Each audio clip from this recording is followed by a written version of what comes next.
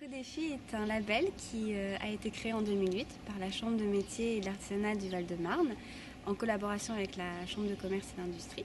Ce label a pour principe d'accompagner des entreprises volontaires dans des démarches environnementales. La Chambre de métiers et de l'artisanat du Lot, en partenariat avec le parc naturel des Cosses du Quercy, a souhaité le mettre en place sur son territoire. Nous avons envoyé une lettre à participation à tous les artisans du parc. Ensuite, ils nous répondaient avec un coupon réponse, s'ils étaient intéressés ou non. En fonction de leur réponse, je me déplaçais dans leur entreprise pour identifier leurs bonnes et éventuelles pratiques à améliorer. Pour qu'ils s'inscrivent dans cette opération. Ils signaient un bulletin d'engagement et après ils avaient un temps imparti pour réaliser les différentes actions que nous avions identifiées ensemble.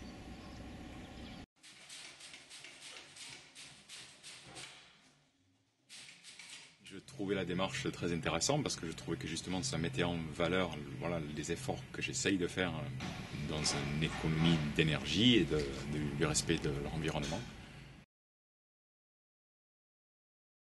Et la valorisation des déchets, le tri, ne pas en fabriquer en quelque sorte, essayer d'acheter en vrac, on va dire, voir avec les fournisseurs s'ils peuvent me fournir sans emballage, et puis essayer de trouver des produits naturels, ce qui n'est pas évident peut-être dans l'électricité. Ensuite, j'ai passé un stage d'éco-conduite pour mieux apprendre la conduite souple. Ensuite, la gestion de l'eau, ne pas gaspiller de l'eau, essayer de récupérer l'eau pour nettoyer tous mes outils s'il en faut. J'essaye de faire une électricité biocompatible, donc c'est-à-dire d'éliminer un maximum les champs électromagnétiques créés par l'électricité et les produits. De mettre en place donc un maximum, suivant la RT 2012, un maximum de boîtiers étanches et essayer de tout faire pour que ce soit vert, écologique et respectueux de l'environnement.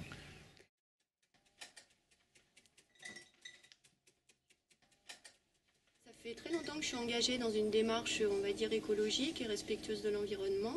Et l'éco-défi, ça a été pour moi une façon de communiquer de façon un petit peu plus officielle autour de ma démarche et d'avoir surtout un support. J'ai différents types de défis, c'est-à-dire que je récupère mon eau de pluie, je travaille la sculpture, donc je travaille dans un bac à sable, je travaille avec de la paille pour éviter de faire des moules en fait. Au niveau du transport de mes pièces, on sait que tout ce qui est transport est cher déjà, compliqué aussi souvent au niveau de la casse, donc je n'emballe pas mes pièces et je travaille en covoiturage, de personnes ou de colis.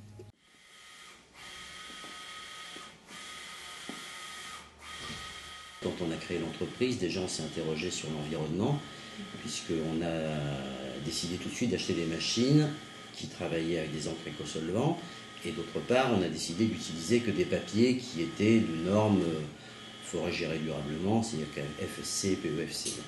Et Éco-Défi, donc c'est venu un petit peu naturellement quand on nous l'a proposé, et ça nous a permis de compléter des choses qu'un Prime Vert ne nous demandait pas. Éco-Défi a été un petit peu plus loin, c'est-à-dire que ça nous a permis de nous interroger sur aussi bien les produits qu'on utilisait pour le ménage, le nettoyage des locaux, des machines, etc. Et puis aussi sur l'éco-conduite. On avait changé aussi notre système de chauffage. On a seulement économisé 45%, ce qui est considérable. Les gens à qui j'en parle sont tout à fait pour. Il y en a qui ne connaissent pas trop encore, je l'ai mis sur mon blog.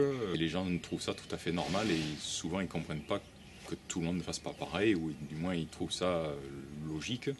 Moi, ça m'a permis de communiquer autour de ça. Donc, c'est quand je réponds par exemple à un appel à candidature, je mets en avant le fait que j'ai le label Éco-Défi et je pense que ça a son importance, ça fait son poids dans la balance et ça montre une démarche un petit peu engagée, mais aussi soutenue par des organismes plus importants.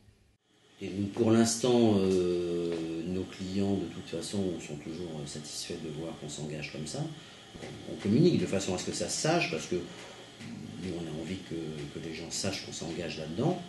On a des clients qui nous interrogent de plus en plus sur le papier recyclé, etc.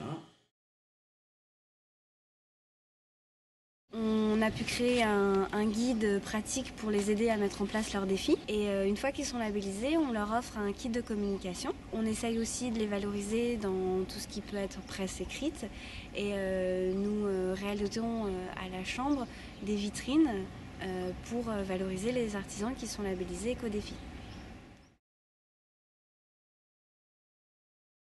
Allez-y les yeux fermés, c'est très facile et voilà, c'est très bien encadré.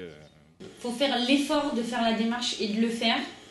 Et après, pour se rendre compte qu'effectivement sur le terrain, surtout dans la vie de tous les jours, au quotidien professionnel, c'est bénéfique. Je lui dirais de s'engager tête baissée, puisque c'est intéressant déjà d'un point de vue personnel, et c'est une démarche que tout à chacun devrait avoir. Et ensuite, je pense que ce genre d'initiative peut faire boule de neige et ouvrir un petit peu les consciences des acheteurs et des clients potentiels.